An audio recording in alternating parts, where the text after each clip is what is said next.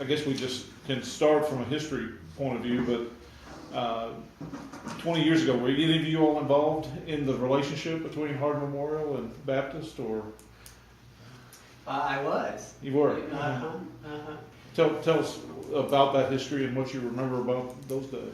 Well, we were looking to expand just the reach of Baptists in our mission. And one of the things that we did is we looked around the state at hospitals that we thought would be good fits for us. And so we looked at Hardin.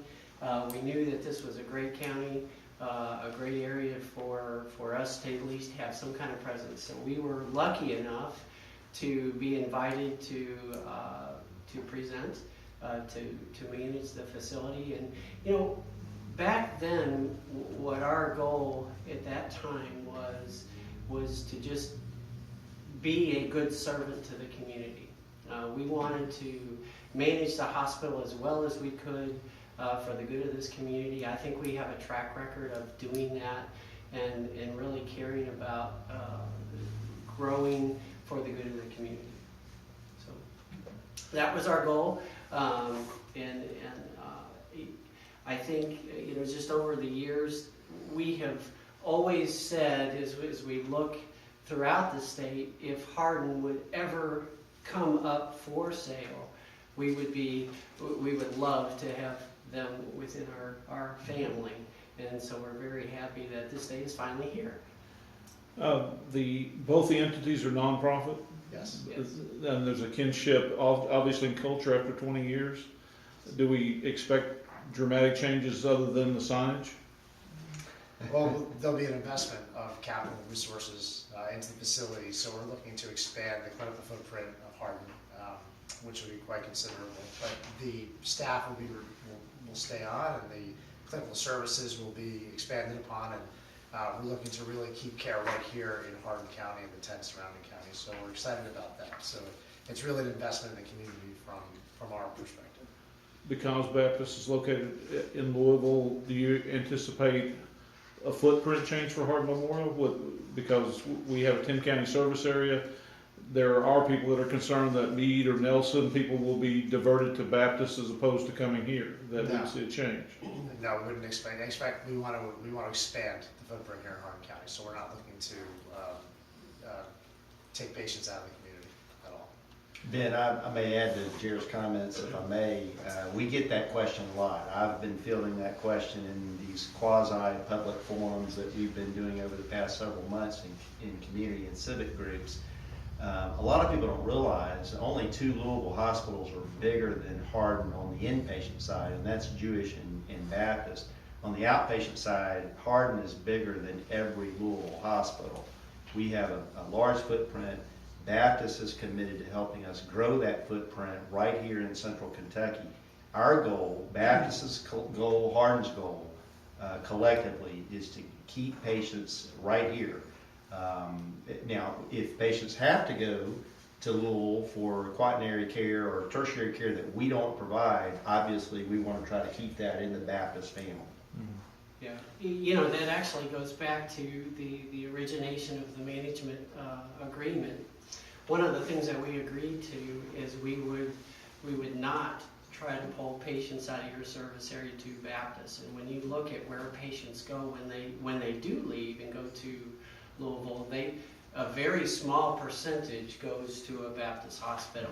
Most of them go to the downtown facility. So we have kept committed to that because our strategy through management here is to bend to continue to grow. And as Jared said, if you look at the structure of this deal, it's geared toward continued investment in this community. $235 million of capital investments. We want that to serve patients here and to keep patients here. We wouldn't spend and commit to that kind of money if the intent was to take patients out. It's described as a $361.4 million deal. A lot of it is capital, and one of the things we've heard from people who have had questions is you're agreeing to invest in what you're buying, and how is that beneficial maybe this is a question for the judge as well, but how's that beneficial to the county, the owner who was, if I was selling you a car, you're agreeing to fix the motor, and that's part of the sales agreement. Yeah. Let me start, if you will, and I'll let maybe Steve follow up, but why it's important to us is it's a commitment of investment into the healthcare of our community, the 10-county area, that we can't afford to make on our own. There's no way that we can produce $250 million worth of funds to be able to invest in this in the next 10-year period, whether it's in recruiting new doctors, whether it's in bricks and mortar, or whether it's in medical equipment. So the only way we're going to be able to keep pace, keep up, and continue to expand is by having this infusion of capital. And this is the way it can happen, is by partnering with Baptist. And by codifying in an agreement, we know it's going to happen. Yes. We do. That's right. Yes. Yeah, and as Dennis pointed out earlier today to the management team, those are minimum capital investments. That is the minimum amount that we committed to invest. As growth happens and we look at the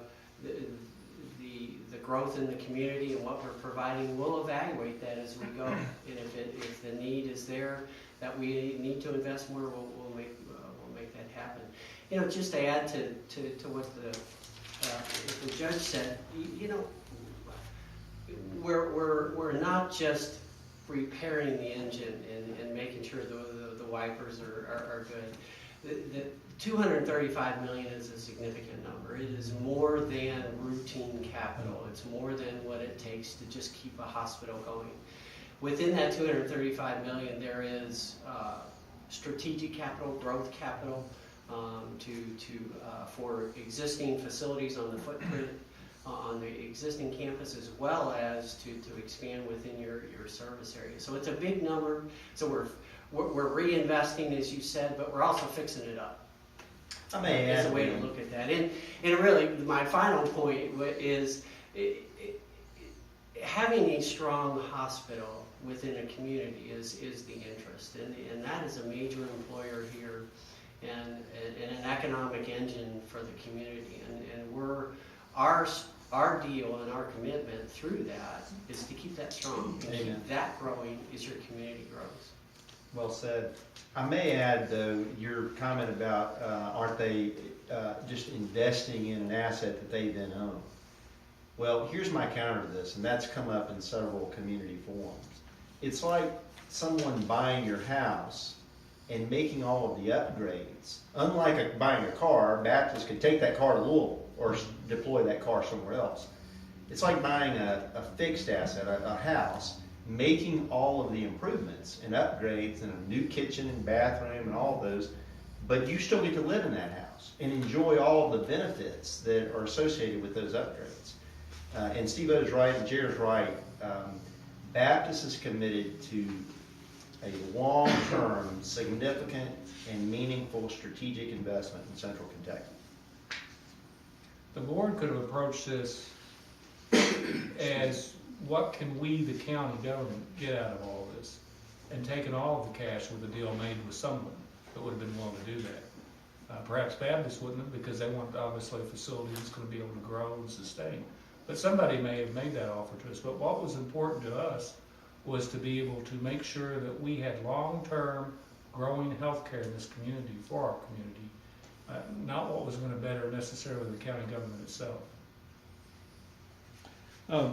The explanation on capital in the data that we received is pretty broad. We don't think of capital as in terms of human capital or leased property, and certainly in your business, lease equipment is fairly common. But how much of this will be in real capital investments, such as structure and equipment, things that are fixed assets? Well, that's being determined. Okay. Yeah, we're going through a strategic planning process right now. We've had several meetings, but we're defining the scope of that. Most of that is going to be the traditional definition of capital, but it was broadened to really account for the various types of investments that we need to make in healthcare, with the initial investment in physician growth and large large capital leases. like That's you right. mentioned. And we can give you examples. I mean, these aren't hard and fast examples, but we need operating rooms, we need endoscopy suites, we need medical office buildings, we need MRIs and CT scanners, just to name a few. I mean, those are the types of things that, I mean, it's going to be, you know, hard assets, bricks and mortar and equipment and property, plant and equipment. I mean, those are traditional examples of capital. So at the end of this 10-year period, when we've done the things that the agreement calls for, that campus will look different. The footprint outside the campus will look different than it does today Yes. because of those investments. Right. Yes, sir. And Jared can probably speak to this better than anybody at this table because he comes to us from Aurora Healthcare in Wisconsin, which is one of the most progressive and one of the largest health systems in the United States. But healthcare is changing. The inpatient enterprise, while still important, is declining. The outpatient and ambulatory network, which we have we worked so hard to build over the past 7 years, that's the future of healthcare. That's the reason why Hardin Memorial Health has grown 11% a year for 7 straight years. You don't see that kind of growth in a Kentucky hospital or health system. That's the future of healthcare, is the ambulatory enterprise. And we entered into this. The board and the reason we're looking at this is because of trying to sustain that growth and sustain that success. Jerry, I don't know if you want to piggyback on that. No, I think you said it quite well. I mean, I think the ambulatory, the outpatient network that's part of the hospital campus is crucial to the long-term success. And without that capital infusion that we've all talked about here, we're not going to be able to achieve that. And that's not just here in Hardin County, that's in all of the counties that we provide services to within the state of Kentucky and southern Indiana. So it's Well, a maybe, big and opportunity. maybe this leads to a follow-up question about communities like Corbin or Paducah where you have a footprint. Right. Does your investment here slow things there? No, not at all. And those are still on track for the commitments that we've made to those communities. And we've, as Steve has already mentioned, we've actually we invest more than our initial. Because we want to continue to grow, we want to provide outstanding services to the community, and in order to do that, we have to continuously invest in these facilities and into the operations. It can't just be a one-time input of cash and then it's over. It's a continuous process. So we have to continue to go back, reevaluate, reinvest, new forms of investments, new types of facilities. As Dennis already alluded to, it's not maybe just inpatient hospital beds anymore. That's part of it, but it's certainly not the total future that we have to look to. Others may have questions. My last question really is to the judge, and there is a part of this pie that comes to Hardin County. Can you go over that and explain the benefits and how the county will derive that? Well, there's $126 million that comes to the county as part of the deal.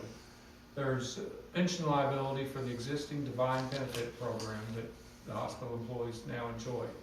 To be able to close out that program, to be able to pay the annuities if that's what they choose, or to be paid out if that's what they choose, is estimated to take about $30 to $35 million.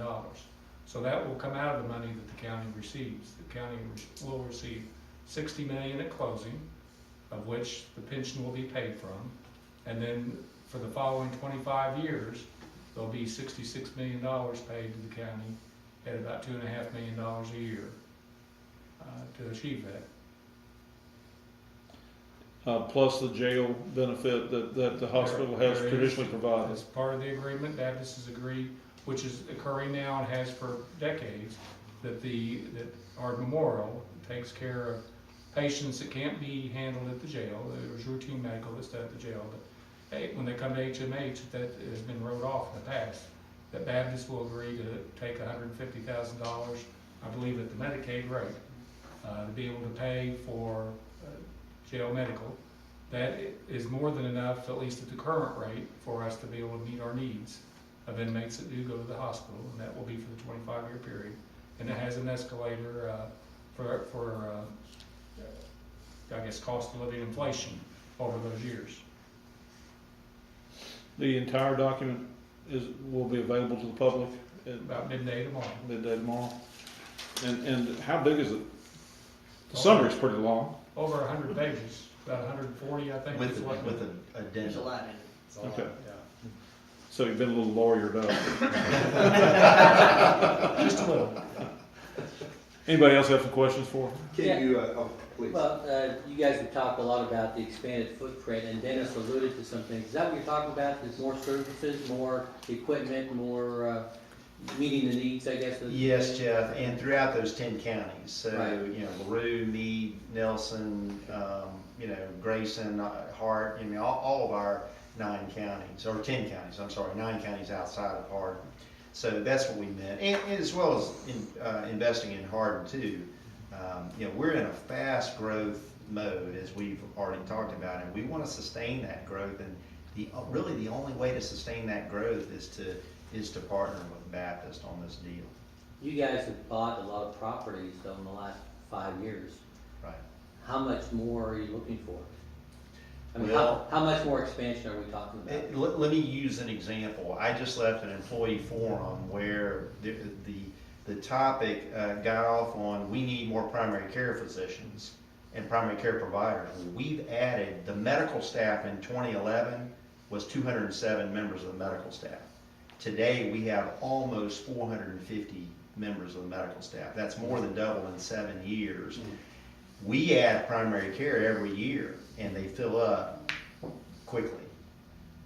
So that's what I'm talking about when access points. And that's changing. You know, traditional healthcare, millennials don't go to a physician anymore, a traditional physician practice. They go to an urgent care center or a quick clinic. So healthcare is changing. You know, there's virtual visits on your iPhone. I mean, access points are different things. So when I talk about footprint, I really mean access points. And Jared, Steve, I don't know if you want to add. No, that's perfect. Awesome. You spoke of employees. What, A, what was their reaction, and B, what differences might they see between this year and 3 years down the road? Well, Jared Coleman got an ovation after he left the room from our employees, so I Must have said something good. that's what I was thinking. So I think we met with our executive team first, because not all of them were intimately involved. They were excited. Then we met with our mid-level managers, directors, and managers. They were very excited because, you know, folks have known about this. We have been, and to the board and the steering committee's credit, we have been as transparent with them as we could be. So they know that we've been going through this for 2 years. And now we were able to finally tell them the whole deal. So I think there is a lot of just relief, and I think there's a lot of comfort with Baptist, because obviously we've had a 21-year relationship between Baptist and Hardin. So I think there was relief that the deal was going to happen, and that it was going to happen with Hardin, or with Baptist.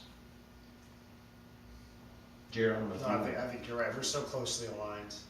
You know, our mission, vision, and values are so part of what we do together that I think it's just a great fit for both organizations. It's really going to be successful going forward. I think it's going to be great for the employees and for Hardin County and for Baptist Health too.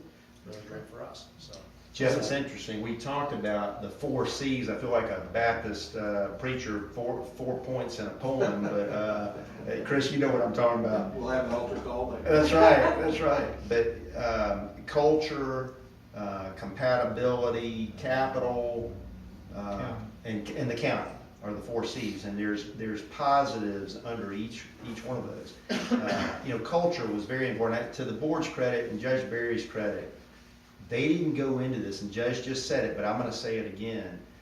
If they had done the politically expedient thing, we wouldn't even be having this conversation right now.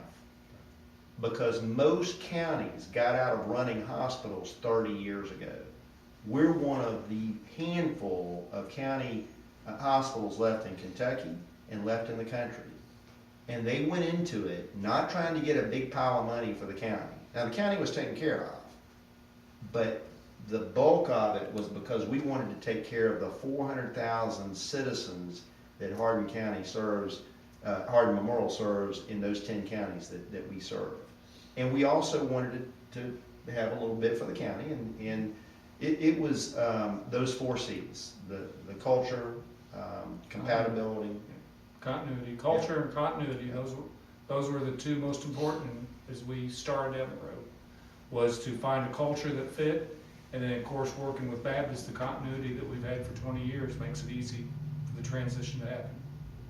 Now, the money the county is receiving, you can use it for however you choose to, or are you mandated to? Other than taking care of the pension liabilities and those types of things, there's no limitations on how it's used. Your follow-on question is probably, what is it gonna be used for? We can't tell you, and we can't tell you because it's a secret, we don't know. We've put no focus on that. Sure. We were focused on culture and continuity. Can you speak to the valuation process? Do you want to do that, Judge, or you want me to? Well, we had, I think maybe we all can. We all had paid consultants that we had. We had nationally recognized consultants for our financial decisions, for our legal decisions, and even for public relations, if you will. And those consultants guided us through this, and valuations of other like facilities that have transferred over the last decade or so, and helped us with our request for proposals, to be able to get those proposals in, to grade them, if you will, evaluate them, and to value them as well, the time value of money, those types of things, to be able to come to the decisions that we made. They were all not the same, obviously, so we're trying to match apples and oranges to come out with what's the best deal. I think we have time for one more question. Was this offer the highest offer you received?